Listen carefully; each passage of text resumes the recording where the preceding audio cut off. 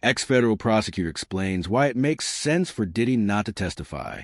With the prosecution set to rest its case against Sean Diddy Combs, a legal expert says it makes sense for the music mogul not to take the stand.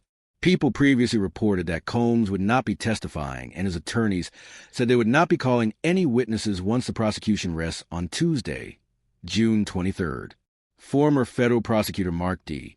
Chutkow tells people it is the right decision. It would be a big gamble for Diddy to take the stand. Chutkow says, even though the prosecution has introduced a mountain of evidence of bad acts by charging this case as a racketeering conspiracy, the prosecution will be able to pile on even more evidence of bad acts during cross-examination.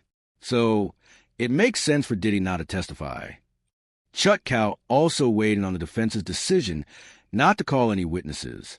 Their decision not to call any witnesses will also allow his defense team to argue to the jury during closing that there was no need to take up any more of the jury's time because the defense already showed enough reasonable doubt during their cross-examination of the government's witnesses, Chutkow says.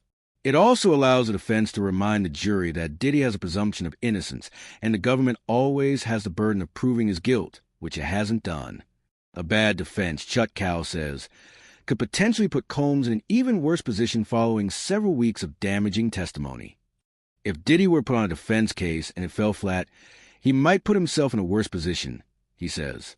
Oftentimes, less is more when you're defending a client in a criminal trial, and it's safer for the defense to read stipulated evidence into the record, such as prior electronic communications between Diddy and the alleged victims.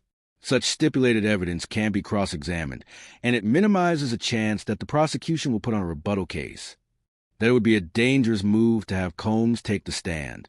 Testify would subject Combs to cross-examination and make his words admissible in more than 60 pending civil cases.